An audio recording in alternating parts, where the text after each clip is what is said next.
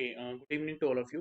तो आज जो हम लोग टॉपिक स्टार्ट करने वाले हैं that is magnetic effect of electric current. Okay, तो अभी जो magnetic effect of electric current है तो ये हम लोगों ने 11th स्टैंडर्ड में भी सीखा। लेकिन आज हम लोगों को क्या करना है, जो ट्वेल्थ का जो बेसिकली सिलेबस है या ट्वेल्थ में जितना दिया हुआ है उसके ऊपर हम लोग आज कॉन्सेंट्रेट करेंगे। तो आप लोग को ये पता है कि जो मैग्नेटिक फील्ड है और इलेक्ट्रिक फील्ड है, okay, वो हम लोग बोलते हैं क्या है, म्यूचुअली एक दूसरे पे डिपेंडेंट है। यानी जहाँ पे हम लोग बोलते हैं इलेक्ट्रिक फील्ड है वहाँ पे क्या प्रोड्यूस होता है, ओके, मैग्नेटिक फील्ड। सिमिलरली जहाँ पे change in magnetic field also say कि वहाँ पे इलेक्ट्रिक फील्ड तैयार हो जाता है। ठीक है, ये हम लोग सीख चुके हैं। बट एनीवे यहाँ पे हम लोग देख लेते हैं। Danish scientist ousted in 1820 discovered that when an electric current is sent to a conductor, magnetic field is produced around a conductor. Okay? हम लोग बोलते हैं कि लेट अस से if this is the conductor और इसमें से करंट ऊपर के डायरेक्शन में जा रहा है, तो हम लोग क्या यूज करेंगे, राइट हैंड रूल यूज करेंगे। अभी आप लोगों को ये लेफ्ट हैंड लग रहा होगा, लेकिन ये मेरा राइट हैंड है। तो राइट हैंड के हम लोग क्या करते हैं, कंडक्टर को इस तरह से होल्ड करते हैं। फिंगर जो है अलोंग द लेंथ हम लोग क्या करते हैं, stretch it along the length. तो हम लोग बोलेंगे बाय राइट हैंड रूल जो मैग्नेटिक फील्ड है, अगर करंट जो है वो थंब के डायरेक्शन में, magnetic field is around what, the direction of the curved finger. इसको हम लोग यहाँ पे इस तरह से देख भी सकते हैं, ये हम लोगों ने लोअर क्लासेस में भी सीखा। तो बोलते हैं अगर करंट इस तरह से फ्लो हो तो इसके अराउंड ये डायरेक्शन में क्या फॉर्म होगा, मैग्नेटिक फील्ड फॉर्म होगा। ठीक है, ये क्लियर है आप लोगों को। और ये ध्यान में रखना है, this is around the conductor, ये सबसे इंपॉर्टेंट बात। ठीक है, तो ये ओस्टेड एक्सपेरिमेंट से हमें पता चला है। तो ओस्टेड एक्सपेरिमेंट से एक और चीज़ पता चली, जितना हम लोग कंडक्टर से दूर जाते हैं मैग्नेटिक फील्ड क्या होते जाता है, वीक होते जाता है। ठीक है? यानी हम लोग बोलेंगे कि मैग्नेटिक फील्ड ये एरिया में सबसे स्ट्रांग रहेगा नियर द कंडक्टर। ये जो मैं कॉन्सेंट्रिक लाइंस बना रहा हूं, वो एरिया में मैग्नेटिक फील्ड एकदम स्ट्रांग रहेगा।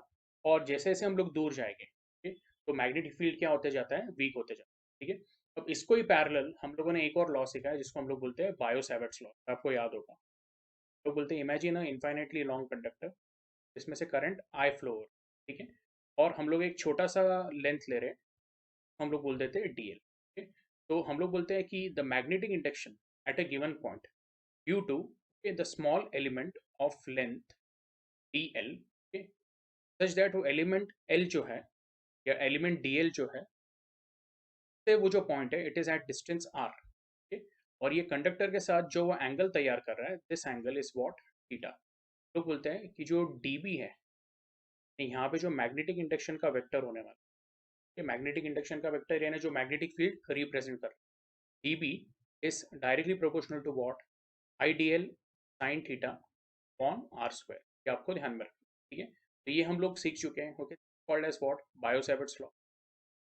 तो इसमें आपको ये भी ध्यान में रखना है कि बायो सेवर्ट्स लॉ जो है, ठीक है, या फिर ओर्स्टेड एक्सपेरिमेंट है, ये हमें क्या बताता है, बेसिक बात तो ये बताया कि अगर करंट फ्लो हो रहा है, क्या अराउंड क्या हो रहा है, जनरेट मैग्नेटिक फील्ड जनरेट हो रहा है।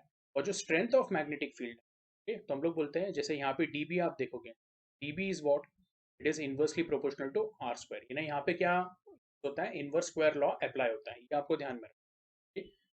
और आपको ये भी ध्यान में रखना है कि यहाँ पे अगर मैं प्रोपोर्शनलिटी साइन निकाल देता हूँ तो एक कांस्टेंट आएगा जिसको हम 0 upon, this will be I D L sine theta upon R square. ठीक है, यस। तो एनीवे ये आपका क्या था, this was Biot Savart's law.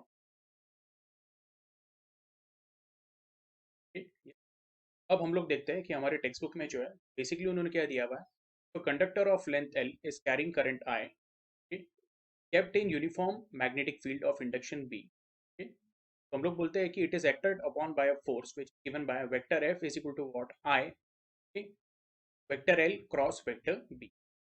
अब आपको ये बस बात ध्यान में रखनी है, ये जो फोर्स है, इसको हम लोग normally I L B sine theta भी बोलते हैं, जो मैग्नीट्यूड है, लेकिन जो इसका वेक्टर फॉर्म है वो आपको ध्यान में रखना है। और ये जो फोर्स है, तो ये फोर्स का जो डायरेक्शन है, okay, that is given by what, Fleming's left hand rule. ठीक है, अब ये ध्यान में रखना है, ये मेरा लेफ्ट हैंड। ठीक, आई होप आपको ये समझ। ठीक है, और मैं फ्लेमिंग्स लेफ्ट हैंड रूल आप लोगों को क्यों बता रहा हूँ कि इसके ऊपर ओके सीईटी में एक आध बार कोई क्वेश्चन आ सकता है। लेकिन आपको कोई डायग्राम दिया हुआ है और आपको बोला हुआ है कि ये जो कंडक्टर है उसमें से ये पर्टिकुलर डायरेक्शन में करंट फ्लो हो रहा है, और मैग्नेटिक फील्ड का आपको direction the, and they will ask कि उसके ऊपर जो फोर्स है वो कौन से डायरेक्शन में एक्ट होगा, ठीक है। तो आपको ये पता होना चाहिए, okay, Fleming's left hand rule, okay. तो ये करते वक्त आपको ध्यान में रखना है कि F B I, I hope आपको ये समझ, एफ बी, थंब जो है वो फोर्स इंडिकेट करता है, इंडेक्स फिंगर जो है ओके वो मैग्नेटिक इंडक्शन इंडिकेट करता है, और आई जो है वो डायरेक्शन ऑफ करंट बताता है is flowing the conductor, okay. इस और इसमें ऐसा है कि हम लोग बोलते हैं F, okay, the middle finger shows the direction of the flow of the current, okay, and if the thumb indicates, sorry, if the index finger indicates the direction of the magnetic field, okay, then the thumb will indicate what? तो Fleming's left hand rule exactly क्या है, तो हम लोग बोलते हैं कि if the middle finger indicates the direction of the flow of current, index finger indicates what? The direction of the magnetic field, external magnetic field, okay, then हम लोग बोलेंगे the thumb indicates what? The direction of the force which is acting on the conductor which is carrying current, I, okay. ये आपको ध्यान में रखना है। अब ऐसा क्यों होता है, तो एकदम सिंपल लॉजिक है कि जो कंडक्टर करंट कैरी कर रहा है वो अपना खुद का क्या करता है, मैग्नेटिक फील्ड क्या करता है, प्रोड्यूस करता है। का खुद का मैग्नेटिक फील्ड और एक्सटर्नल मैग्नेटिक फील्ड, तो जब वो इंटरैक्ट होते हैं तो उसके ऊपर एक फोर्स एक्ट होता है, एंड वो फोर्स जो it is given by what? Vector F is equal to I vector L cross vector B, इसके साथ एक छोटा सा एग्जांपल है वो भी मैं लेना चाहूंगा, प्लीज पे अटेंशन। मैं यहाँ पे दो कंडक्टर बना देता हूँ, कंसेप्ट बहुत ईजी है, एक छोटा सा रिविजन है। अब यहाँ पे हम लोग लेफ्ट हैंड रूल यूज करने वाले हैं, फ्लेमिंग्स लेफ्ट हैंड रूल। सबसे पहले मैं बोलूंगा जो ओस्टेट का जो राइट हैंड रूल है, ओके, ओस्टेट का राइट हैंड रूल क्या है, तो अभी मैंने आपको बताया कि अगर एक कंडक्टर आप लोग ओके आपके राइट हैंड में उसको होल्ड करते हैं, ओके, तो ऐसे केस में क्या होगा? If the direction of the current is shown by the direction of the thumb, then the curled fingers indicate what? Direction of the magnetic field, बराबर है। वो लॉजिक से हम लोग क्या बोलते हैं, लेट अस से कि जो पहला वाला कंडक्टर है, okay, उसमें करंट फ्लो हो रहा है I1 as shown in the figure, ठीक है। दूसरा वाला जो कंडक्टर है उसमें से करंट फ्लो हो रहा है I2 as shown in the, पहला वाला जो कंडक्टर है उसके लाइंस ऑफ फोर्स कैसे रहेंगे? लाइक दिस, यानी आप लोग यहाँ पे देख सकते हो, मैं ऐसा बता रहा हूँ कि लाइंस ऑफ फोर्स ऐसे जाएंगे बाहर से अंदर की तरफ, ठीक, बाहर से अंदर की तरफ, इन्हें क्या? लाइक दिस, इन्हें they are going inside the plane of the paper, they are going inside the plane of the white screen, ठीक। तो मैं बोलूँगा कि जो I1 का जो मैग्नेटिक फील्ड है जब वो I2 में से पास होता है तो वो कैसे जाने वाला है, उसको मैं इस तरह से दिखा, बाय क्रॉस। अब ये क्रॉस क्या है बेसिकली, तो हम लोग बोलेंगे it is tail, tail of what? Okay, तो magnetic field vector produce by current I1, हम लोग क्या बोलेंगे? It is going to be B1। तो ये अंदर की तरफ जा रहा है, ठीक है। तो ये तो इसको थोड़ा और अच्छे से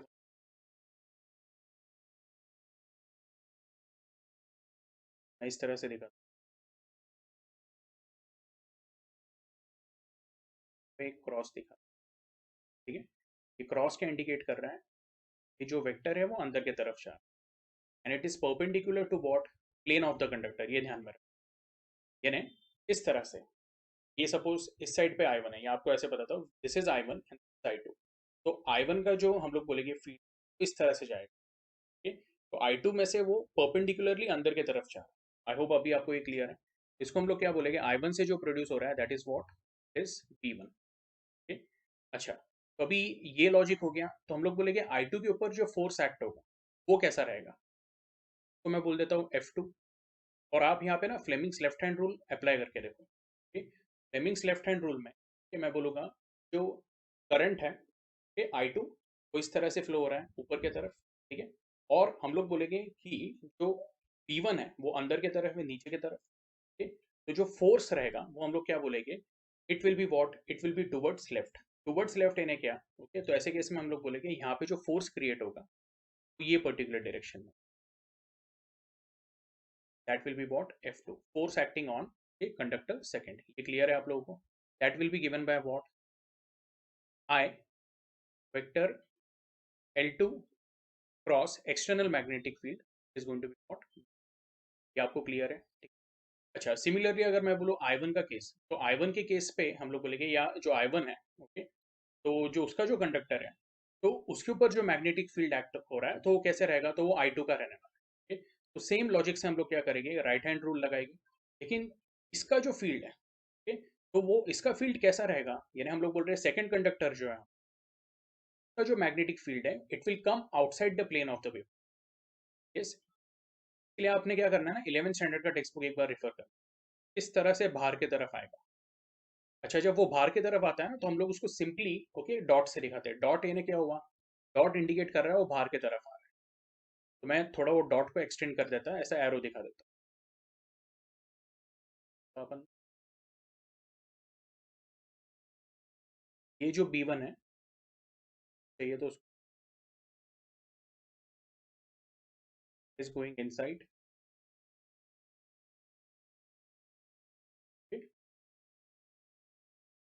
और यहाँ पे जो B2 है, इट इज कमिंग आउटसाइड। ये क्लियर है आप लोगों को? इट इज कमिंग आउटसाइड यानी क्या, तो perpendicular to the plane of the screen या perpendicular to the plane of the paper, लेकिन बाहर की तरफ, इस तरह से आ रहा है। तो यहाँ पे भी अगर आप basically Fleming's left hand rule apply करोगे, तो हम लोग क्या बोलेंगे अभी, इस ये आपको समझना बहुत इंपॉर्टेंट है। जो आपका करंट है वो लाइक दिस है, is flowing like this, and हम लोग बोल रहे हैं कि जो मैग्नेटिक फील्ड वेक्टर है वो ऊपर की तरफ है। तो यहाँ पे जो मुझे दिख रहा है कि जो थंब है मेरा, वो कहाँ पे आ रहा है, टूवर्ड्स राइट। बोलने का मतलब क्या है कि यहाँ पे जो F1 रहेगा वो इस तरह से रहेगा, ठीक है। मैं बोलूँगा F1 will be equal to what. अच्छा, यहाँ पे जो पिछला वाला था, मैं यहाँ पे मैंने I लिखा है, दैट शुड बी I2। तो F1 will be equal to what, मैं बोलूँगा it will be I1 into L1 cross B2। और अगर मैं F1 एंड F2 को कंपेयर करूँ, ठीक है, तो मैं बोलूँगा F1 एंड F2 जो है,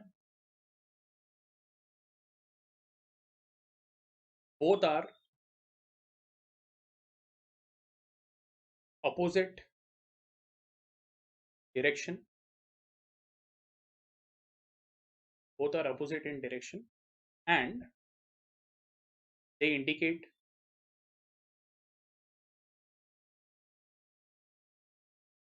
force of attraction। ये बस मैंने आपको बताया है कि जो यहाँ पे टेक्स्ट बुक में आपको दिया हुआ है एग्जैक्टली वर्क कैसे करता है। आई होप आपको ये समझ। तो इसमें ये भी बात है, वो देख लो, where theta is the angle between the length of the conductor and direction of the magnetic induction, if the conductor carrying current kept at right angles, okay, to the direction of the magnetic field, then it is acted upon by maximum। अगर magnetic field और हम लोग बोलेंगे जो conductor है वो एक दूसरे को 90 डिग्री पे है, तो ऐसे केस में जो फोर्स रहेगा F, that will be equal to what, I into L into B sine 90। ये क्लियर है? तो ये आपका हो जाता है ILB। इसके बाद जो इंपॉर्टेंट कंसेप्ट दिया हुआ है आपको, that is given as what, Ampere's law and its application. ठीक है, अब इसका जो स्टेटमेंट है वो बहुत सिंपल है, मैंने आप लोगों को क्लास में भी बताया हुआ है। The line integral of magnetic field of induction B around any closed path in free space is equal to absolute permeability of free space times the total current flowing through the area bounded by the path। okay? अब जैसे आपको ये बात ध्यान में रखना है कि इलेक्ट्रोस्टैटिक्स में हम लोगों ने गॉसियन सरफेस लिया, ठीक है। यहाँ पे एक कंसेप्ट है जिसको हम लोग बोलते हैं एम्पियर्स लूप, ठीक है। जो एम्पियर्स लूप है तो क्या है, या एम्पेरियन लूप जो है वो क्या है, वो हम लोग आगे देखेंगे। बट फिलहाल आपको ये मैथमेटिकल जो इक्वेशन है वो ध्यान में रखना है। अगर ये इक्वेशन आपने ध्यान में रखा है तो ये लॉ आपको ऑटोमेटिकली ध्यान में आ जाएगा। अब ये मैथमेटिकल इक्वेशन क्या है, cyclic integral of what, okay, vector B dot vector DL is equal to mu zero into I. अब एक और बात है, ये जो ऊपर का इक्वेशन है, vector F is equal to I vector L cross vector B. बहुत सारे स्टूडेंट्स को ये कंफ्यूजन रहता है कि सर जो आपने L2 बार या वेक्टर L1 दिखाया या वेक्टर L2 दिखाया, इसका डायरेक्शन क्या है। तो हम लोग बोलते हैं कि इसका डायरेक्शन वो है कि जो पर्टिकुलर डायरेक्शन में हम लोग बोलते हैं चार्ज फ्लो, ओके। तो चार्ज फ्लो हो रहा है तो हम लोग बोलेंगे चार्ज की जो वेलोसिटी रहेगी जो डायरेक्शन में वो है, वही पर्टिकुलर डायरेक्शन में हम लोग लेंथ वेक्टर लेते हैं। आपको चाहिए तो ये लेंथ वेक्टर को आप डिस्प्लेसमेंट वेक्टर भी बोल सकते हैं, ठीक है। यस, एनीवे आई होप आपको ये क्लियर है। तो L2 बार और L1 बार, ये दोनों ही केसेस में हम लोग बोलेंगे कि ये जो डायरेक्शन है, ठीक है, I1 का और I2 का, आप बोल सकते हो L1 vector and L2 vector दोनों का भी डायरेक्शन क्या है, सेम है as the direction of the flow of current. ये क्लियर है आपको? एनीवे आपको ये ध्यान में रखना है कि जो करंट है, current is not a vector quantity, ठीक है। मैं अभी लेंथ वेक्टर्स की बात कर रहा हूँ, यस। एनीवे तो हम लोग एम्पियर्स लॉ पे जाते हैं। We say mathematically Ampere's law can be expressed as cyclic integral of what vector b dot vector dl is equal to mu 0 into I, ठीक है। Now in Ampere's law we imagine an Amperian loop, a closed curve around a current carrying conductor, okay? The choice of Amperian loop is according to our convenience depending on the symmetry of the problem, as we shall see in the applications, ठीक है। Further, we imagine the loop to be made up of large number of small elements, each of length dl. Then we determine the scalar product of b and dl for each element and add all such products for entire loop. The direction along which the loop is traced is the direction of the element of the length dl. Okay? अब ये जो dl जो मैं बात कर रहा हूँ, तो ये जो dl है वो किसका हम लोग एलिमेंट कंसीडर कर रहे हैं, एम्पियर लूप का। ये बात आप लोगों को ध्यान में रखना। जो बायो-सेवर्ट्स लॉ है उसमें जो dl था वो क्या था, that was part of conductor. Conductor का छोटा सा लेंथ था, लेकिन यहाँ पे जो dl है that is what, that is small part of what, ampere loop. ये क्लियर है आप लोगों को? ओके, नाउ ये फॉर्म आपको बस ध्यान में रखना है। This is called as cyclic integral of what, vector b dot vector dl, यानी स्केलर प्रोडक्ट ऑफ व्हाट हम लोग बोलेंगे मैग्नेटिक इंडक्शन वेक्टर एंड जो छोटा सा एलिमेंट है dl जो हम लोगों ने कंसीडर किया हुआ है, and that is equal to what, तो हम लोग बोलते हैं कि that is okay bdl cos theta, but it is actually equal to what, तो हम लोग बोलेंगे म्यू 0 टाइम्स आई। ओके, अब ये आई क्या है, तो हम लोग बोलते हैं current which is passing okay through the ampere loop. अब ये एम्पियर लूप कैसे सिलेक्ट करना है, क्या करना है, तो डायरेक्टली हम लोग एम्पियर्स लॉ है उसके एप्लीकेशंस में देख लेंगे, ठीक है। तो जो पहला एप्लीकेशन है that is magnetic field due to a long straight conductor carrying current I. Now हम लोग क्या बोलने वाले हैं, इमेजिन करो ये कंडक्टर है और इसमें से करंट इस तरह से जा, तो कंसेप्ट क्या है, जो एम्पीरियन लूप आप सिलेक्ट करोगे, इमेजिनरी लूप, तो एम्पीरियन लूप में से ये करंट पास होना चाहिए, ठीक? तो ऐसे केस में हम लोग बोलेंगे अगर एम्पीरियन लूप में से करंट पास होना चाहिए तो बेस्ट लूप क्या रहेगा, अगर मैं इसके आजू बाजू एक सर्कल बनाता हूँ और वो सर्कल को एम्पीरियन लूप कंसिडर करता हूँ, ठीक? तो यहाँ पे एक कंडक्टर दिया हुआ है आपको, यस, और हम लोग यहाँ पे एक पॉइंट ओ एज्यूम कर रहे हैं और वहां से एक और पॉइंट पी है जिसका डिस्टेंस क्या है, आर है। तो यहाँ पे इंट्रोडक्शन में वही दिया है, consider an infinitely long straight conductor X Y carrying current I, let P be the point at a perpendicular distance r from the conductor. We have to determine the value of magnetic induction या magnetic induction of magnetic field at point P due to current flowing through the conductor, ठीक है। अब ये देखो, let us choose an Amperian loop as an imaginary circle with radius r, okay, and radius perpendicular to the straight conductor, okay? ये आपको आ रहा है समझ में? अब हम लोग कैसे बोलेंगे, let vector B be the magnetic induction of magnetic field at P due to current I flowing through the conductor. Let vector dl be the length of small element of circle around the wire. Okay? अब यहाँ पे जो vector dl है तो वो हम लोगों ने small element of okay conductor नहीं लिया है। जैसे हम लोग बोले कि अगर मैं बायो-सेवर्ट्स लॉ देखता हूँ तो उसमें dl जो है वो आपका क्या है, it is the small element, small element of what, conductor itself. लेकिन यहाँ पे जो dl है, ठीक है, इस ये जो dl है that is what, that is part of what, Amperian loop. ये आपको आ रहा है समझ में? तो हम लोगों ने यहाँ पे dl कंसीडर किया हुआ है और फिर अगेन हम लोगों ने क्या किया, राइट हैंड रूल अप्लाई किया। तो जब राइट हैंड रूल अप्लाई किया तो हमें क्या पता चल रहा है कि if this is the conductor और उसमें से करंट ऊपर की तरफ जा रहा है तो हम लोग बोलेंगे जो इसका इलेक्ट्रिक फील्ड रहेगा वो इस तरह से रहेगा, ओके।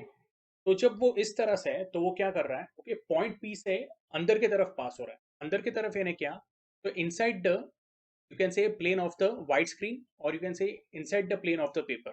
ये आपको आ रहा है समझ में?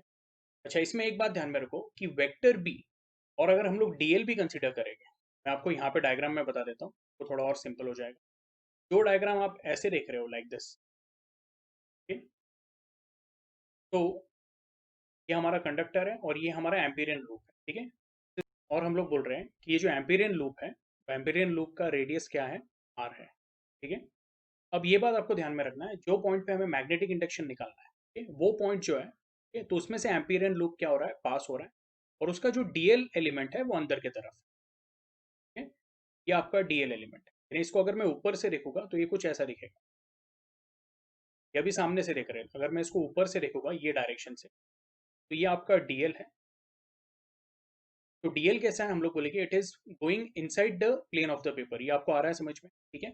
और अगर इसका मैग्नेटिक इंडक्शन भी देखा, अगर मैंने राइट हैंड रूल अप्लाई किया तो मुझे ये पता चलेगा कि जो इसके लाइंस ऑफ फोर्स है वो इस तरह से, यानी जो मैग्नेटिक इंडक्शन वेक्टर है वो भी अंदर की तरफ जाएगा, वेक्टर बी। तो मैं इस तरह से दिखा देता हूँ क्रॉस से, it is going inside the plane of the screen. Okay, तो ऐसे केस में ये आपका वेक्टर बी रहेगा। तो क्या मैं बोल सकता हूँ vector B and vector DL जो है, यानी जो लेंथ वेक्टर है यहाँ पे, वो एक दूसरे को क्या है, पैरेलल है, ठीक है।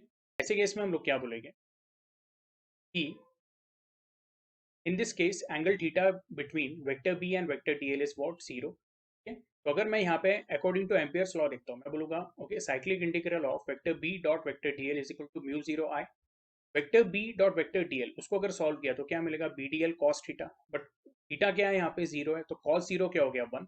तो आपको ऐसा मिलेगा cyclic integral of okay vector B dot vector DL is nothing but equal to, हम लोग बोलेंगे इसको मैं यहाँ पे सॉल्व करके बता देता हूँ, तो क्लियर ही कर देते हैं। Cyclic integral of vector B dot vector DL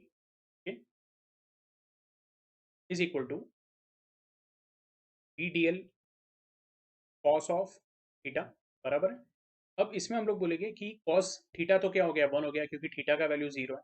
ठीक है, बी को हम लोग बाहर ले लेंगे, ये हो जाएगा cyclic integral of what, L. ठीक है, कॉस थीटा क्या है, हम लोग बोल रहे हैं 1 है, तो वो अभी यहाँ पे आएगा नहीं। और हम लोग बोलेंगे साइक्लिक इंटीग्रल ऑफ डीएल, तो छोटा एलिमेंट जो है लूप का वो डीएल है। तो हम लोग बोल रहे हैं अगर ये हमारा लूप है और उसका ये छोटा सा एलिमेंट है डीएल, तो जो पूरा लूप रहेगा वो किससे देंगे हम लोग, cyclic integral of DL, and this is going to be what, मैं बोलूंगा this is going to be 2 pi R, यानी जो टोटल लेंथ है। ये आपको आ रहा है समझ में। तो यहाँ से अगर स्टार्ट कर रहा हूँ और मैं इधर आ रहा हूँ तो ये क्या है, सर्कमफ्रेंस है, तो इसको मैंने इस तरह से लिख दिया है B into 2 pi R, and according to Ampere's law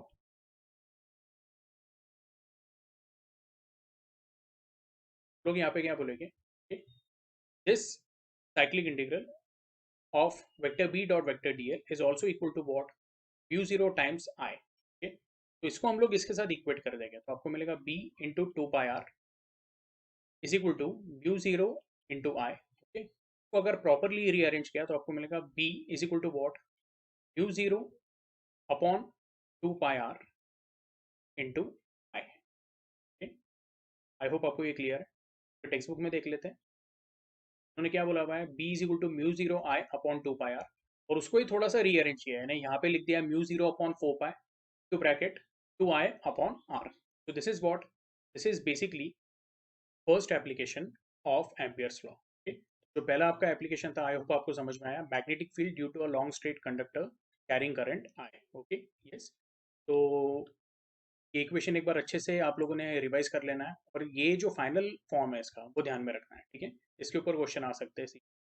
अच्छा, अभी जो नेक्स्ट पार्ट है दैट इज व्हाट, तो हम लोग बोले कि next application in fact magnetic induction along the axis of a long straight solenoid। ठीक है, बेसिकली हम लोग क्या बोलते हैं, सोलेनॉइड यानी क्या है, इट इज अ इलेक्ट्रोमैग्नेट। ठीक है, लोग बोलते हैं एक फ्रेम रहता है जिसके ऊपर लार्ज नंबर ऑफ क्या रहते हैं, ओके कॉपर के टर्न्स रहते हैं या वाइंडिंग्स रहते हैं, और उसमें से हम लोग करंट पास करते हैं, और जब वो करंट पास करते हैं तो ये जो फ्रेम रहता है वो क्या हो जाता है, मैग्नेटाइज हो जाता है। फ्रेम बोलो या इसको सिलेंडर बोलो आप, ठीक है। यस, अभी एनीवे हम लोग इसको ऐसे बोलेंगे, consider a long straight solenoid as shown in the figure, let n be the number of turns per unit length। okay? When the current I is sent through it, magnetic field is produced। In order to determine the magnetic induction at a point inside solenoid, consider a rectangular path ABCD as shown in the figure, such that हम लोग बोले कि AB is equal to what, L। अब इसमें हम लोग क्या कर रहे हैं, तो एक सिलिंड्रिकल एलिमेंट कंसिडर कर रहे हैं, okay? और वो सिलिंड्रिकल एलिमेंट का जो एक्सिस रहेगा, ओके तो आप ऐसे समझ लो वो जो एक्सिस है, वो एक्सिस के थ्रू क्या है, हम लोग बोल रहे हैं कि we are considering Amperian loop. अब ये एम्पेरियन लूप कैसा रहने वाला है, it will be rectangular in shape. तो आप ऐसे बोल सकते हो ए बी जो है, it is one of the side of Amperian loop and it is also the axis. ये आपको आ रहा है समझ में, okay? तो अगर आपको ये सिलिंड्रिकल एलिमेंट लेते हो, लेटे से जैसे ये मार्कर है, ये सिलिंड्रिकल एलिमेंट, इसका जो एक्सिस है, okay? उसमें से हम लोग क्या बोल रहे हैं, एक एम्पेरियन लूप हम लोग कंसिडर कर रहे हैं लाइक दिस। आई होप आपको समझ में आया ये, ठीक है। यस, अच्छा, उसमें जो ए बी है, तो ए बी का लेंथ क्या बोला है हम लोगों ने, इट इज कैपिटल एल। ऐसे केस में हम लोग बोलेंगे सी डी का भी लेंथ क्या है, it is capital L. Anyway, तो let AB be equal to L, be the length of rectangular path, and the number of turns enclosed by rectangle ABCD will be equal to what? N into L. अब ये कैसे आया, तो हम लोग बोल रहे हैं स्मॉल एन क्या है, small N be the number of turns per unit length. तो स्मॉल एन जो है that is number of turns per unit length. तो जो टोटल नंबर ऑफ टर्न्स हो गए कैपिटल एन, उसको हम लोग क्या बोलेंगे, it will be small n into जो लेंथ हम लोग कंसीडर कर रहे हैं। ठीक, ये आपको आया समझ में? तो वो लॉजिक के हिसाब से हम लोग क्या बोलेंगे, ठीक, since the current I flows through the rectangular path n into L times, the total current flowing through the rectangular path is what? It will be n into L into I. अब ये exactly क्या है, तो मैं आपको बताता हूँ कि हम लोग जो यहाँ पे लूप कंसीडर कर रहे हैं, ओके, तो वो लूप कैसे पास हो रहा है, तो वो सिलेंडर में से इस तरह से पास हो रहा है कि जो हमारा सिलेंड्रिकल फ्रेम है वैसे वो इस तरह से पास हो रहा है। तो सिलेंड्रिकल फ्रेम जो है वैसे हम लोग बोल रहे हैं वाइंडिंग्स ऐसी जा रही है। आई होप आपको आ रहा है समझ में, ठीक। तो अभी ये जो रेक्टेंगुलर लूप है उसमें से वाइंडिंग्स कितने टाइम्स जा रही है, तो हम लोग बोल रहे हैं okay N into L times जा रही है। कैपिटल एन टाइम्स भी बोल सकते हो, जैसे मैंने आपको यहाँ पे लिख के दिया हुआ है। Okay, total number of okay can say windings that is passing through length L of the Amperian loop, तो वो क्या रहने वाला है, it will be capital N. Okay, तो हम लोग बोलेंगे कि जो करंट है वो कितने बार पास हो रहा है लूप में से। देखो एम्पियर्स लॉ में आपको ये ध्यान में रखना है कि जो करंट है वो लूप में से पास होना चाहिए। कंपलसरी नहीं कि लूप के सेंटर में से पास होना चाहिए, but it should pass through the loop. ये बात पहली बात तो ध्यान में रखो। तो करंट जो हम लोग बोल रहे हैं कितने टाइम फ्लो होगा, जितने टाइम नंबर ऑफ टर्न्स है। ये एक बार फ्लो होगा, ये रेक्टेंगल में से दूसरी बार फ्लो होगा, फिर तीसरी बार फ्लो होगा, ऐसे कितने टाइम फ्लो होगा वो हम लोग बोलेंगे it will flow capital N into I times. Okay, जिसको आप ऐसे भी बोल सकते हो N into L into I times. ये क्लियर है? वही आपके टेक्स्ट बुक में दिया हुआ है। The total current flowing through the rectangular path is N into L into I. ये क्लियर है आप लोगों को? okay? अच्छा, अभी इसमें हम लोग बोलेंगे F is what, cylindrical farmer. Cylindrical farmer यानी ये बस ध्यान में रखो, okay? जिसके अराउंड क्या है हम लोगों ने okay? जो कॉइल है उसको बाउंड किया, ठीक है। I is the current flowing through solenoid, B is the magnetic induction at a point well inside the solenoid, ठीक है। इस ABCD is the rectangular path, AB जो है उसका वैल्यू कितना कंसीडर किया है, L। तो हम लोग बोलेंगे according to Ampere circuit law, cyclic integral of vector B dot vector DL will be equal to what, mu zero into total current which is flowing okay through the loop. अब आपको यहाँ पे क्या करना है, करंट एक बार पास नहीं हो रहा है, करंट बार बार वो लूप को क्या कर रहा है, उसमें से पास हो रहा है। ओके, ये आपको दिख रहा है क्या? जैसे आप देख सक रहे हो कि करंट जो है वो पीछे से आ रहा है और ये लूप में से बाहर निकल रहा है। तो एक बार निकला, फिर यहाँ से दूसरी बार निकला, तीसरी बार निकला, ऐसे कैपिटल एन टाइम्स निकले। तो कैपिटल एन टाइम्स आई को ही हम लोगों ने क्या बोला है, small N into capital L into I. तो ये हो गया mu zero into total current. ये क्लियर है आप लोगों को? अब हम लोग बोलेंगे फॉर क्लोज लूप ओके, जो cyclic integral B dot dl होने वाला है। ओके, तो हम लोग बोलेंगे कि यहाँ पे जो छोटा वाला लेंथ है डीएल, लेट अस से ए एंड बी के बीच में मैंने एक छोटा सा लेंथ कंसीडर किया है डीएल, या आप बाहर भी एक डीएल कंसीडर करो।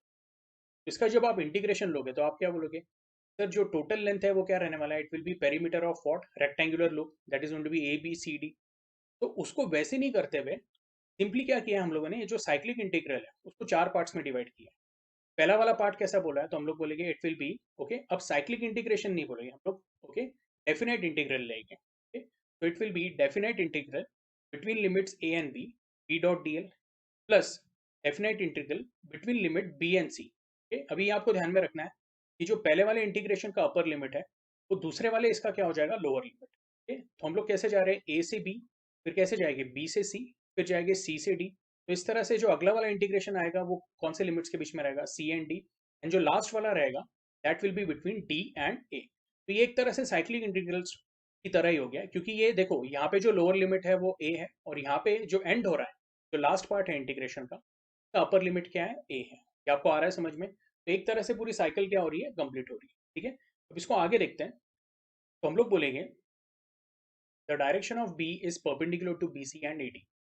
अब ये कैसे है, तो ये मैं आपको बता देता हूँ। अगर आप ये डायग्राम देखोगे तो इसमें से जो करंट फ्लो हो रहा है वो इस तरह से हो रहा है। ये आपको आ रहा है समझ में? तो अगर मैं राइट हैंड रूल लगाता हूँ, अब करंट हम लोग क्या बोल रहे हैं, लूप में फ्लो हो रहा है। तो इसका जो मैग्नेटिक फील्ड जो रहेगा it will be given by what, okay, thumb. ये आपको आ रहा है समझ में? तो आपके डायरेक्शन में आपको कुछ ऐसा दिखना चाहिए। ये समझ में आ रहा है? ओके, तो मैं आपको बस इतना बोलूंगा कि यहाँ पे जो direction of flow of current है, ओके, क्योंकि ये मेरा क्या है, this is my right hand, okay, तो आपको मैं ऐसा बोलूंगा कि अगर मैं ये डायग्राम के हिसाब से बताता हूँ तो करंट बाहर की तरफ आ रहा है लाइक दिस, ओके। तो हमारा जो यहाँ पे जो थंब रहेगा वो इस तरह से रहेगा, यानी वो कैसा रहेगा, फ्रॉम ए टू बी। ये आपको आ रहा है समझ में? ठीक है, मैं आपको आपके डायरेक्शन के हिसाब से समझाने की कोशिश कर रहा हूँ, ठीक है। तो ऐसे केस में हम लोग क्या बोलेंगे, जो मैग्नेटिक फील्ड तैयार होगा वो कैसा रहेगा, उसका डायरेक्शन जो रहेगा हम लोग बोलेंगे that will be from A to B. तो अगर ए टू बी है तो हम लोग बोलेंगे it will be perpendicular to what, A D as well as B C. क्या आपको आ रहा है समझ में? वही उन्होंने यहाँ पे दिया हुआ है कि बेसिकली हम लोग बोलेंगे the direction of B is perpendicular to B C and A D. ऐसे केस में हम लोग बोलेंगे the integration vector B dot vector D L, okay, from limit B to C is equal to integration of, okay, vector B dot vector D L, okay, between limits D and A. और इसका value क्या होने वाला है, it is going to be, simple reason है, B D L cos theta लोगे, theta का value क्या आने वाला है यहाँ पे 90, तो कॉस 90 क्या हो जाएगा, 0। अब हम लोग क्या बोलेंगे, near the solenoid axis the magnetic flux lines are crowded together to give large magnetic field which are directed along the axis. Outside the solenoid, the magnetic field lines are widely spaced, hence it is very weak field, practically zero. अब ये क्या बता रहे हैं यहाँ पे कि अगर हम लोग इसका डायग्राम देखते हैं तो इसमें हम लोग बोलेंगे कि जो ए बी है यहाँ पे मैक्सिमम क्या रह गए, magnetic lines of force concentrated रहने वाले, और जो सी डी है या डी सी जो है वो काफी डिस्टेंस पे है, okay? हम लोग बोलेंगे ऐसे केस में जो डीसी पे जो लाइंस ऑफ फोर्स होने वाले हैं वो बहुत ही वीक रहेंगे और बहुत सेपरेटेड रहेगा, तो हम लोग बोलेंगे कि वहाँ पे जो मैग्नेटिक फील्ड रहेगा वो निग्लिजिबल रहेगा। तो डीसी के अलॉन्ग जो मैग्नेटिक फील्ड है उसको हम लोग क्या कर सकते हैं, निग्लेक्ट कर सकते हैं। तो हमारा जो ओवरऑल जो मैग्नेटिक फील्ड रहेगा that will be only along both A B. इसलिए ये जो पूरा हम लोगों ने 4 पार्ट्स लिए उसमें सिर्फ पहला वाला जो पार्ट है वो क्या है, हम लोग बोलेंगे एप्लीकेबल है। ये जो दो है ये क्या है, हम लोग बोलते हैं मैथमेटिकली जीरो है, और यहाँ पे हम लोग बोल सकते हैं जो इफेक्ट है वो क्या है, निग्लिजिबल है, ठीक है। तो ऐसे केस में आपको शायद उन्होंने डायग्राम भी दिया हुआ है, लेट मी चेक। हाँ, ये वाला डायग्राम है। तो आप जैसे देख सकते हो कि जो मैग्नेटिक लाइंस ऑफ फोर्स है वो सेंटर में क्राउडेड है, ठीक? लेकिन जैसे जैसे हम लोग बाहर की तरफ जाएंगे तो क्या हो जाएगी, वीक हो जाएगी। इसलिए जो लास्ट पार्ट है हमारा, दिस वन, तो हम लोगों ने क्या किया है, निग्लिजिबल कंसिडर किया है, okay. Definite integral between limits D and A vector B dot vector D L, ये क्लियर है, ओके। तो आई होप आपको ये समझ में आया है, ठीक है, कि हम लोग बोलते हैं कि जो बाहर के तरफ है जो लाइंस ऑफ फोर्स है वो क्या है, बहुत वीक है, ठीक है। ऐसे केस में हम लोग बोलेंगे integration between limit c to d of vector b dot vector dl that will be considered as what, zero, okay, या आप उसको निग्लिजिबल कंसिडर कर सकते हो। तो ये जो हमें इक्वेशन मिला हुआ है उसमें हम लोग बोलेंगे cyclic integral of vector B dot vector DL में सिर्फ जो पहला वाला कंपोनेंट है वो वैलिड है, बाकी के जो 3 कंपोनेंट है वो जीरो हो चुके हैं, ठीक है। तो इसको सॉल्व कर लेते हैं, तो ये हो जाएगा आपका integration between limits A and B vector B dot vector DL को बोल दिया हम लोगों ने B D L cos theta, ठीक है। अब इसमें हम लोग बोलेंगे कि अगर आप, ओके, ए से लेके बी कंसीडर कर रहे हैं, ठीक है, तो जो मैग्नेटिक फील्ड है वो क्या है, अलॉन्ग ए बी है, ठीक है। इस यहाँ पे देख लेते हैं, मैं आपको वापस बताता हूँ कि जो मैग्नेटिक फील्ड है वो ए से बी के अलॉन्ग है, और जो डीएल एलिमेंट है वो भी ए से बी के अलॉन्ग है। तो हम लोग बोलेंगे मैग्नेटिक फील्ड और डीएल क्या है, एक दूसरे को पैरेलल है। तो ऐसे केस में हम लोग बोलेंगे थीटा का वैल्यू 0 है, कॉस थीटा क्या है, इट इज 1। तो आपको क्या मिलेगा, integration between A and B के limits A and B, B into D l, B को बाहर ले लो आप, okay, integration d l, and integration d l between limits A and B is nothing but the length of, okay, you can say A B.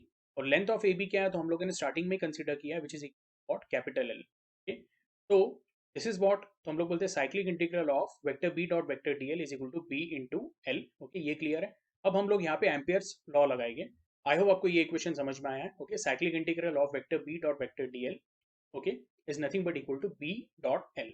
अब इसको हम लोग क्या करेंगे, तो जो पहले का रिजल्ट मिला था, ओके, तो हम लोग बोलते हैं cyclic integral of vector B dot vector D l क्या है, is mu zero times the total current. Total current क्या था, N into L into I. तो ये जो पूरा पार्ट है उसको बी इंटू एल से इक्वेट करेंगे, तो आपको क्या मिलेगा, okay, B is nothing but equal to mu zero into N into I. ये आपको ध्यान में रखना है, यहाँ पे जो एन है तो वो स्मॉल एन क्या है, देखो ये जो इक्वेशन है उसमें से कैपिटल एल कैंसिल हो गया है, ठीक है? लेकिन फिर भी आपको ये ध्यान में रखना है कि जो स्मॉल एन है वो क्या है, number of turns per unit length. ये क्लियर होना चाहिए आपको। This is the expression for magnetic induction at a point well inside the solenoid along the axis of solenoid. ये सबसे इंपॉर्टेंट है। तो अभी जो हम लोगों ने एक्सप्रेशन निकाला है ओके मैग्नेटिक इंडक्शन का, that is for what, a point well inside a solenoid along the axis of the solenoid. ये क्लियर है, ठीक। अब हम लोग क्या बोलेंगे, at a point near the end the magnetic induction is given by what. Near the end यानी क्या, तो ये पॉइंट पे जो सिलेंडर का जो एज है, आप ये कंसिडर कर सकते, is parallel to what, axis. तो ऐसे इसमें जो वैल्यू होता है वो क्या हो जाता है, mu zero N I upon to, यानी उसका हम लोग अप्रोक्सीमेटली हाफ वैल्यू कंसिडर करते हैं। ठीक है, यस। इसके लिए ज़्यादा आपको कुछ डेरिवेशन या कुछ है नहीं, बस इसको ध्यान में रखो, it is what, B is equal to what, half mu zero N into I. ठीक है, और उसके बाद जो नेक्स्ट एप्लीकेशन है दैट इज व्हाट, थर्ड वाला एप्लीकेशन है magnetic induction along the axis of a toroid. अब देखो, जैसे सोलेनॉइड हम लोगों ने देखा है ओके, वैसे ही टोरॉइड है। तो सोलेनॉइड क्या था, इट वाज स्ट्रेट, जो उसका फ्रेम था वो क्या था, स्ट्रेट। अब यहाँ पे ओके टोरॉइड के लिए जो फ्रेम रहने वाला है वो क्या रहने वाला है, सर्कुलर। एकदम सिंपल है, ऐसा समझ लो एक लॉन्ग सोलेनॉइड था, उसके दोनों एंड्स क्या किए मैंने, जोड़ दिए और उसको एक सर्कुलर फॉर्म में लेके आया मैं। ठीक, बाकी का पूरा कंस्ट्रक्शन क्या है, सिमिलर है। तो हम लोग बोलेंगे इसके ऊपर एन नंबर ऑफ टर्न्स है। ठीक है, और हम लोग बोलेंगे एक जगह से क्या होगा, करंट हम लोग बोलेंगे एंटर करेंगे। ठीक है, वो एन नंबर ऑफ टर्न्स में क्या होगा, it will keep on moving, and finally वो क्या करेगा, जो लास्ट वाला टर्न है उससे क्या करेगा, एग्जिट करेगा। ये क्लियर है, ठीक है।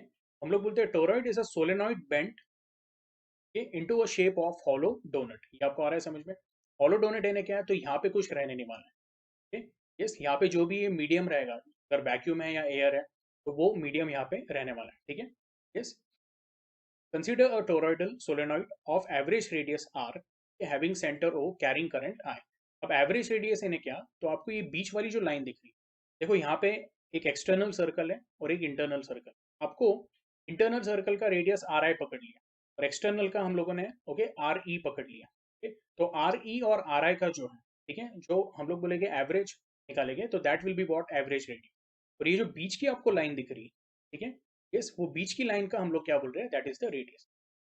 अब यहाँ पे जो एम्पियर लूप आप कंसिडर करोगे, तो एम्पियर लूप कौन सा कंसिडर करने वाले हो, ये जो अंदर की हम लोगों ने लाइन बनाई है, जिसका रेडियस आर लिया था, तो ये जो सर्कल है वो आपका क्या रहने वाला है, एम्पियर्स लूप। अब देखो एकदम सिंपल बात है कि वो सर्कल में से क्या हो रहा है, कि जो वायर है वो इस तरह से फ्लो हो रही है। अभी रियल में कोई सर्कल नहीं है, हाइपोथेटिकल सर्कल है, क्या आपको आ रहा है समझ में। लेकिन आप देख सकते हो कि वो सर्कल में से वायर क्या हो रही है, एन नंबर ऑफ टाइम्स पास हो रही है। ये देखो, ये जो अंदर की जो लाइन है, ठीक है, मैं ये सर्कल की बात कर रहा हूँ। तो वो सर्कल में क्या हो रहा है, देखो अगर आप चेक करोगे, तो वायर एक बार गई फिर वापस एक बार गई। कंपलसरी नहीं है, जैसे मैंने पहले भी बोला है कि जो भी आप लूप कंसीडर कर रहे हो उसके सेंटर में से वायर जानी चाहिए, ऐसा नहीं। ओके, फिर जो पहला वाला केस था ओके, जहाँ पे हम लोगों ने स्ट्रेट कंडक्टर कंसिडर किया था, तो उसके लिए जो एम्पीरियन लूप लिया था वो सर्कल लिया था, इसलिए जो कंडक्टर है या जो करंट है, it was passing through the centre. लेकिन यहाँ पे क्या है कि यहाँ पे आप देख रहे हो कि जो एम्पीरियन लूप है, तो उसका जो एंड पार्ट है, ठीक है, या जो हम लोग ऐसे बोल सकते हैं कि उसका जो पेरीमीटर है उसके नियर के रीजन में से क्या हो रहा है, कि आप देख रहे हो वो करंट जो है वो एन नंबर ऑफ टाइम्स क्या होने वाला है, पास होने वाला है। क्या आपको आ रहा है समझ में, तो यहाँ पे भी आपको दिया हुआ है, in order to find the magnetic field produced at the center along the axis of toroid, okay, due to current flowing through coil, imagine an amperian loop of radius r and traverse it in clockwise direction। okay, clockwise direction यानी क्या, आपको ये particular direction में, okay? ये clear है, okay. अच्छा, यहाँ से करंट क्या हो रहा है, एंटर हो रहा है, okay? तो इस तरह से ओके क्लॉकवाइज वो फ्लो होके now it is going to what, exit. ये आपको ध्यान में रखना है, ठीक है। तो according to Ampere's circuital law, we'll say the cyclic integral of vector b dot vector dl will be equal to what, u zero into I। ठीक है, अब ये आपको ध्यान में रखना है कि जो करंट I है, वो करंट I कितने टाइम फ्लो हो रहा है। ठीक है, तो हम लोग बोलेंगे here current I flows through the ring as many as times there are number of turns. जैसा पिछला वाला केस था वैसे ही, ठीक है। Thus the total current flowing through the toroid is what, capital N into I. पिछले वाले case में कैपिटल N को हम लोगों ने क्या बोला था, स्मॉल n इंटू एल। और ये हम लोगों ने एक्सप्रेशन निकाला था, यहाँ पे डायरेक्टली उन्होंने क्या बोल दिया है, it is n into I. ये क्लियर है, ओके। तो हम लोग बोलेंगे thus the total current flowing through toroid is n into I, where capital N is the total number of turns. तो ऐसे केस में हम लोग बोलेंगे cyclic integral of vector b dot vector dl is equal to mu zero times capital N I. Okay. Now vector B and vector D L are in the same direction. अब ये जो है इसका भी लॉजिक आप क्या बोलोगे कि आप अब जो टोरॉइड है, ठीक है, तो जैसे सोलेनॉइड में हम लोगों ने देखा था कि जो मैग्नेटिक लाइंस ऑफ फोर्स थे वो अलोंग द एक्सिस क्या थे, कॉन्सेंट्रेटेड थे। यहाँ पे जो ये बीच वाला सर्कल दिख रहा है आपको, ओके, ये देखो ये आपका इनर सर्कल है, ये आउटर सर्कल है। मैग्नेटिक फील्ड कहाँ पे कॉन्सेंट्रेटेड रहेगा, ये बीच वाले सर्कल के अलोंग कॉन्सेंट्रेटेड रहेगा। और हम लोग बोल रहे हैं जो डीएल है वो भी क्या रहने वाला है, यही सर्कल का एक छोटा सा पार्ट रहेगा। तो ऐसे केस में हम लोग बोलते हैं कि जो वेक्टर बी है एंड वेक्टर डीएल जो है they are in what same direction. अब आप इमेजिन करो कि हम लोग डीएल ऐसा ले रहे हैं और आपका जो मैग्नेटिक फील्ड तैयार हो रहा है और इसको अगर मैं राइट हैंड रूल लगाता हूँ, ठीक है, तो मुझे ये पता चलेगा कि जो आपका मैग्नेटिक फील्ड है, ठीक है, मैग्नेटिक फील्ड और जो डीएल है वो क्या रहेगा, सेम डायरेक्शन में रहेगा। ठीक है, तो ऐसे केस में हम लोग बोलेंगे vector B and vector DL are in same direction, उनके बीच में एंगल क्या रहने वाला है, zero. Hence vector B dot vector DL क्या होने वाला है, B D L cos of theta, theta का वैल्यू क्या है, जीरो, तो हो जाएगा cos zero which is equal to what, one. ये आपका क्या हो गया, okay, this is equal to B into D L. Now cyclic integral of vector B dot vector D L will be equal to what, okay. अभी ये जो उन्होंने part दिया हुआ है वो मैं आपको यहाँ पे सॉल्व करके बताता हूँ, ये थोड़ा सा मुझे ऐसा लग रहा है इनकरेक्ट है। यहाँ पे जो फॉर्म दिया हुआ है उसको देख लेते हैं कैसा आएगा। हम लोग बोलेंगे this is going to be cyclic integral of B d L cos theta, तो हमारा क्या हो गया, वन हो गया, will be equal to what, mu zero into I. ये बी को बाहर ले लेते हैं, cyclic integral of what, d l, this will be equal to mu zero I. And ये आपका क्या होने वाला है, this going to be two pi r. I hope आपको ये समझ में आ रहा है। okay? तो ये जो है आपका, अच्छा यहाँ पे जो टोटल करंट है तो उसमें एन का भी फैक्टर होगा, वो हम लोगों ने ले लेना है कि यहाँ पे क्या हो रहा है, जो करंट है जैसे पहले भी डिस्कस किया वो एन टाइम्स क्या हो रहा है, फ्लो। यस, तो इसको रीअरेंज किया तो आपको क्या मिलेगा, this going to be mu zero N I upon two pi R. ये ऐसा सिमिलर जो इक्वेशन है वो आप लोगों ने 11th स्टैंडर्ड में भी देखा, ओके। यस, तो B is equal to what, mu zero capital N I upon two pi R, okay. अच्छा अभी इसमें हम लोग क्या बोलेंगे, जैसे पहले इसमें म्यू जीरो एन आई बोला था हम लोग, एन क्या था, तो that was okay number of turns per unit length. तो यहाँ पे भी कैपिटल एन क्या है, number of turns upon length, तो लेंथ क्या लोगे आप, तो लेंथ ऑफ सोलेनॉइड, तो that is going to be what, length of solenoid, यानी एवरेज लेंथ क्या रहेगा, it will be two pi r. तो capital N upon two pi r क्या होने वाला है, it is going to small n. ये क्लियर है आप लोगों को, तो हम लोग यहाँ पे लिखेंगे small n is equal to what, capital N upon two pi R. और ये वैल्यू अगर हम लोगों ने सब्स्टिट्यूट की तो आपको ये इक्वेशन क्या मिलेगा, capital B is equal to mu zero into small N into I. This is the expression for magnetic induction along the axis of toroid। दोनों जो केसेस है सोलेनॉइड एंड टोरॉइड, उसमें हम लोगों ने जो अभी एक्सप्रेशन निकाला है that is for what, magnetic induction along the axis of toroid. Again मैं आपको रिपीट कर रहा हूँ, जो एक्सिस ऑफ टोरॉइड यानी ये बीच वाला जो सर्कल दिख रहा है, आई होप आपको ये क्लियर है।